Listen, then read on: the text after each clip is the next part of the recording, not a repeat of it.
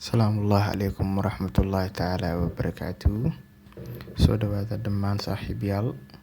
Fiidiyoweeni caawa waxaan rabnaa inaan niila sheeri kareeyo falanqeymaha suuqa, inaan falanqeyn ku sameyno wiiga soo socdo, waxyaabaha la rajeynayo marketka inuu sameeyo iyo lacagaha fursadda ay kugu jirto. Fiidiyoweeni ka hor intaanan bilaabin ama intaan niila sheer garin lacagaha fursadaha ka jiro iyo wiigaan soo socdo, waxyaabaha aan rajeynayn, waxyaabaha inta kusoo bandhigi doono keliya waxay noqon doonaan waxyaabo concept uma aha. Aniga miyihi qof financial advisor miyihi, keliya siday waxyaabaha ama aan rajeynayo wiigani suuqa sameyn doono keliya ayaan kula sheer gareyn doonaa.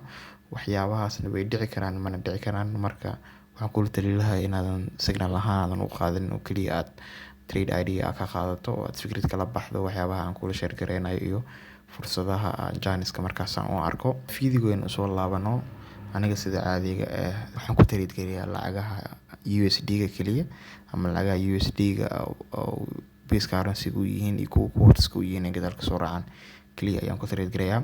Marka sidaas darteed falanqeynteena waxaan ka bilaabi doonaa ugu horeyn DXY da sidaan dhowr marna aan kusoo sheegay. DXY da waa wadada keliya lagu ogaado haddii aad rabto inaad falanqeyn ku sameyso lacagaha dollarka meesha u dhaqaaqi doonaan, lacagaha dollarka base currency ama kuwa quartz-ku meelaha u dhaqaaqi doonaan meesha lagu ogaado waaye. Haddii aadan DXY-da aadan falanqeynteedii ama DXY-da jihadeeda aadan ogaanin, lacagaha kale jihadooda ma ogaan kartid oo si fudud kuma ogaan kartid. So DXY-da haddii DXY-da muhiimadda leedahay waxaa ka mid ah haddii DXY-da ay kor u kac sameyso, sidoo kale lacagaha USD-ga iyo lacagaha ugu horeeya oo USD-ga ugu horeeyaan kor u kac ay sameyn doonaan, lacagaha USD-ga u dambeeyaan hoos u dhac sameyn doonaan. Waxaan ka wadaa tusaale ahaan haddii DXY kor u kacdo, USD CAD, USD CHF iyo USD GBP kor ay aadi doonaan, halka Euro USD, GBP USD iyo AUD USD NSD na isla aadi doonaan. Marka DXY muhiim ay ku tahay mar walba inaad fikrad ka soo haysato meesha u dhaqaaqayso iyo jihada ay aadayso ay soo ogaatid. So haddii aan usoo laabno DXY-da falanqeynteeda, sidaan ujeediin halkan waxaa noo yaala DXY-da sida ujeediin muddo downtrend ay kasoo socotay oo downtrend ayay ku jirtay, hoos u dhacna way soo sameynaysay, wiigii ugu dambeeyay waxay ahayd wiigii hore NFP-ga markuu soo baxayna DXY-da waxaan ka filaynay inay kor aado, laakiin maysan dhicin oo waxay usoo laabatay meeshii ugu hooseysay ay soo taabato Agosto 2021 bishii hore. macnaa lowgii ugu hooseeyay waxay sameysatay bishaas oo waxay soo taabatay meeshii ugu hooseysay iyo Agosto ay imaado oo qiimo hoos u dhac soo sameysay. Marka DXY-da maadaama meeshan ay imaaday, sidaan hadda meeshan fiirino waa key level, meel aad muhiim ah oo suuqa dhowr mar laga soo celiyay. haddii hal mar aan isla fiirino ama dhankan aan isha si fiican ugu qabano, waxaan ujeednaa in dhowr mar meeshan laga soo celiyay. sida ujeediin taabasho koowaad ay sameysatay, taabasho labaad ay kor u sii aaday sameysatay, waa ujeedaa hadda dhowr mar inta laga soo celiyay, tookadii kalena waa tanaa intay imaanaysa. Marka sida caadiga ilaa waxaa haysanaa 4 taabasho hoosaan haysanaa oo meeshan waxaa noo cadaatay inay strong level ay tahay oo suuqa mar walba DXY-da markii inta imaanaysa laga soo celiyay. Si la mid ah meeshii hore ee Agosto imaadeen hadda DXY-da imaaday oo muddo hoostaas ku soo socotay, inta markay imaaday waxaa bilowday uptrend aan bilowday oo DXY-da astaamaha structure-kii lagu yaqaanay uptrend ayay sameysatay oo ah high inay sameysato, high low inay sameysato, high-gii kor high ka sare inay sameysato, haddana way soo dhacday oo intay imaaday. So DXY-da hadda marka meeshan bartaan muhiimka ayay noo mareysay oo xoogaa yar waxaan filaynay high-gan horey in la jabiyo wiigii hadda dhexdiisa. Waxaan filaynay xoogaa yar inay inta soo laabato kadibna high-gii hore la jabiyo oo high-gan hore meeshan uu ku burburo oo wax yar ay dhaqaaqdo dib u soo laabato haddana DXY saas usii baxdo. Marka nasiib daro maysan dhicin oo DXY-da maysan dhicin inay sidaas sameysato oo structure-kaasi iyo qaabkaasi ay sameysato maysan dhicin. Marka waxaa dhacday DXY-dii in structure-kan koray 1 hour haddaan tagno, hal mar 1 hour na geeyo, 1 hour haddaan tagno si fiican inaan aragnaa rajeynaynaa. Marka haddii 1 hour-ka haddii aan imaano 1 hour-ka la fiiri, DXY-da rajada laga qabo waxay ahayd in markay meeshaan ay timaado.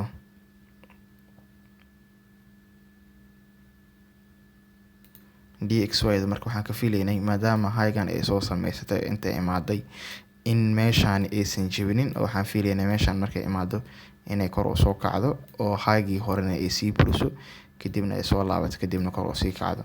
Marka sidaas maysan dhicinin oo waxaa dhacday DXY-da inay hoos usii dhacday oo hoos ay sii aado. Marka waxaan sameynaynaa marka maysan dhicin, marka waxaa dhacday DXY-da inay hoostaani hore ay soo dumiso kadibna meesha retest ay kusoo sameyso kadibna ay soo laabato.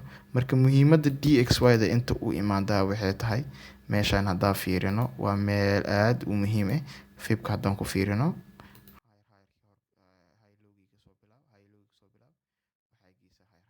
inta haddaa fiiriso DXY-da exactly waxaa laga celiyay 61.8 Fibonacci-ga laga celiyay oo kuu sheegayso retracement-ga ay sameysatay above 60, macnaha 60 inay ka hooseyso. 61kii markay tagtayna DXY-da waxay bilowday inay uptrend oo soo laabato. Marka hadda weegan maxaan ka filaynaa, taasaa muhiim noo ah. Weegan DXY-da waxyaabaha ka rajeynayna waxay tahay already hal mar moving average-keena noogu soo dar. Haddii moving average-keena aan meesha keeno sida ujeediin DXY-da waxay bilowday uptrend meeshii laga soo celiyay. Hadda meeshaan ujeediin 200 moving average-ka meesha taala waaye, moving average-kan kalena waa 50 moving average waaye. Marka 50 moving average-ka wuxuu noo sheegayaa in DXY-da ay uptrend ay bilaabayso ay tahay. So marka maxaan ka sugaynaa oo weegan dollarka dhici doona isleenahay. Dollarka waxaa ka rajeynayaa inuu uptrend yeesho ama uu kor u sii kaco. Sababaha uptrend ku dhaha waxay tahay weegan waxaa jiro news ka soo bixi doono lacagaha dollarka ayaa jiro, gaar ahaan newska ugu weyn waxa waaye newska CPI, Consumer Price Index-ka. CPI newska ka soo bixi doono dollarka.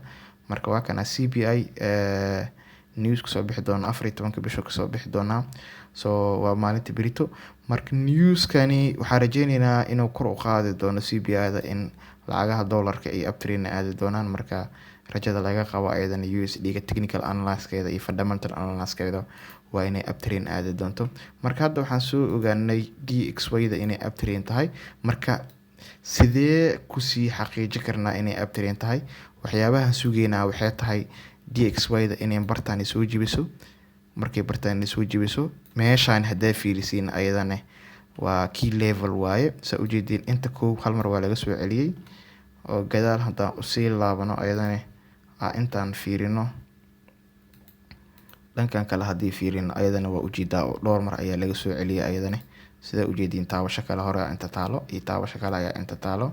Marka meeshaan meel muhiim waa. Marka DXY-da marka waxaa ka sugeynaa inay soo baxdo korkaan imaado, soo jibiso, haddana kor u sii kacdo, kadib meeshaan jibiso, kadibna kor uptrend-keeda ay hoos u sii kacdo. Marka waxyaabaha ka rajeynaya DXY-da inay sameyso aniga ahaan ama qaabkan ka sugayo waa qaabkan. Marka hadda meeshaan waxaa ugu bixi doonaa waxaan soo ogaanay inay DXY-da ay uptrend ahaan doonto. Marka waxaa noo fududaan doonto lacagaha kalena ayagana inaan analysis-kooda si fudud aan ku ogaano. Lacagta koowaad oo analysis-ka aan ka fiirinayno waxaa waaye USD-CAD. USD-CAD ayadana sida ujeediin maadaama dollarka maalmihii jimcihii market-ka intuusan xirmin ka hor uu uptrend fiican yeeshmay, uu sarakac fiican uu sameeyay. USD-CAD ayadana structure-keeda waa tanaa. Structure-keeda haddaan fiirino muddo downtrend ay kusoo socotay, meeshaan consolidation ay ka gashay, breakout waa meeshaan ka dhacay. Isla markii waxaa ujeedeen moving average 200-kii iyo 50-kii inay meeshaan iskugu imaadeen, taasoo ku cadeynayso suuqa momentum fiican inuu ku jiro ama dhanka uptrend suuqa uu aadi doono. Marka isla markiiba waxaa dhacay in buy weyn uu ka dhacay meeshaan. Sababta buy u dhacay haddii kuu sheego, Fibonacci-ga haddaan isticmaalno aan isku qabano Fibonacci-ga oo aan geeno Fibonacci-ga haddaan isticmaalno oo high ku qabano meeshaan waxaa ujeedaa oo laga celiyay USD-CAD-ka inay ku beegan tahay 61.8 oo ayadana sheegaysa meelaha reversal-ka inuu yahay. Marka ayadana waxaan ka filaynaa USD-CAD waxaan ka filaynaa inay kor u kac soo sameyn doonto, ayadana soo socon doonto ilaa inta soo dhaqaaqi doonto. Markay korkaan camal imaadane xoogaa yar hoos soo dhacayso kadibna inta ay buri doonto ay kor sii aadi doonto. Marka USD CAD ayadana analysis-ka aan rajeynaa ayadana sidaas waaye inay aadi doonto. Marka lacagta kale noogu xigto ayadana aan wax ka fiirinin ayadana waxa waaye USD CHF. USD CHF structure-keeda waa structure aad u fiican, structure-ka hadda sameysanayso. Marka structure-keeda haddaan fiirino USD CAD ayadana waxaa ujeednaa USD CAD ayadana inay USD CAD ayadana waxaan ujeednaa inay USD CAD ayadana waxaan ujeednaa inay consideration suuqa meeshaan uu ku jiray oo bartaan lagu celcelinayay oo suuqa inta imaanayay, laakiin break out oo dhacay, retestina way sameysay. Retest markay sameysay hadda ayadana waxaa ka filaynaa USD CHF inay kor u sii kacdo oo levelkan ay soo retest gareyso kadibna kor u kacdo. Marka USD CHF ayadana waxaa ka raadi doonaa buy ama uptrend in buy si hadda ayaan isbuucan ka rajeynayaa insha Allah. So haddii aan kasii tagno oo aan ka tagno ayadana waxaan fiiri doonaa Euro USD oo ayadana qiimo aad ama meel aad u fiican ayadana taagan. Marka Euro USD haddii aan isla soo fiirino USD waa ujeedin muddo ayadana uptrending ku socotay oo waxay sameysanaysay astaamaha lagu yaqaan uptrendka ayay sameysanaysay sida meeshaan u jeedin inta markay imaada ay uptrendkeedu bilowday. Waa kana high sameystay, higher low, higher low, high lowgiya sameystay, higherkii kale. Marka waa astaamaha lagu yaqaano suuqa uptrend markuu yahay, laakiin meeshaan markuu imaado waxaa ujeedaa suuqa in USD CAD ay kor u sii socon weysay oo meeshaan double top ay ku sameysatay, topkii 1 iyo topkii 2 oo inta ka dhacay. Marka USD CAD ayadana waa tan hoos u soo dhacday oo meeshaas u jeedin waxay soo jibisay moving average-ka ay soo jibisay. Moving average-ka markii soo jibisay ayadana saa u jeedin markii break out ay soo sameysay, retest ay sameysay. Meeshaan sidoo kale waxaa noo yaalo uptrend-kii noo yaalo oo sumadii uptrend-kii muujinaysay. Uptrend-kiina trendline-kii uptrend-kiina way respect gareysay sida u jeedin maysan jibinin. So meeshaan waxaa ka dhacay rejection ka dhacay, USD CAD way soo laabatay. Markii USD CAD ayadana waxaan ka filaynaa inay soo dumiso kadibna meeshaan retest ay kusoo sameyso kadibna ay hoos u dhaceeday sii wadato. Marka Euro USD ayadana Euro USD-na waxyaabahan ka raadi doona ayadana waxay noqon doontaa inaan qaab sell ahaan aan ugu faa'iideysto oo aan sell gareeyo. Marka haddaan kasoo tagno lacagteeni ugu dambeeya ayadana aan laaska ku sameynayno waa GBP USD ayadana structure aad u qurux badan ayay sameysanaysaa saa u jeedin. Structure-keeda waatana oo aad ayay u respect gareysay trendline-keeni. Hadda inta fiirisiin hal mar furaha warka aan geeno sida u jeedin USD CAD structure-keedii ama trendline-kii aa u dhignay aad u xishmaysid. Trendline saa u jeedin waxaa haysanaa 1 taabasho, 2 taabasho, 3 taabasho iyo taabashadii kale afraad oo ay hoos u soo dhacday. Marka GBP USD ayadana sidoo kale waxaa ka raadi doonaa sell ka raadi doonaa. Marka sellka laba qaab waa uu raadi doonaa oo waa sugi doonaa ilaa intii ka soo jibiso kadibna meeshaan ay retest si fiican iyadoo respect gareynayso ay retest ku sameyso kadibna sellkeeda soo daadanta taga soo jibi doontaa hoosna ugu soo dhac doontaa. Marka falanqeymihii caawa ee ku saabsan isbuucan soo socdo marketka waxyaabaha ka rajeynayo halaasa ku soo gabi doonaa. Mideeda kale waxaana idin soo bandhigay ama fikradahan aan soo shargareeyay oo trade ideas kan ku saabsan maaha wax signal waa wax dhici karo iyo wax aan dhici karin. Soo mar walba waxay ku xiran tahay marketka qaabka uu dhaqmo. Marka waxa kula tali lahaa inaad signal ahaan u qaadanin oo kaliya muhiimada video u sameeyay ay tahay inaad trade idea ka qaadato kadibna aad adigana ku darsato nidaamka iyo waxa adiga ku gaarka waxaan rajeynaa in wax kala faa'iiday video-gan hala soo gabeyn doono. Assalaamu calaykum warahmatullahi ta'ala wabarakatuh.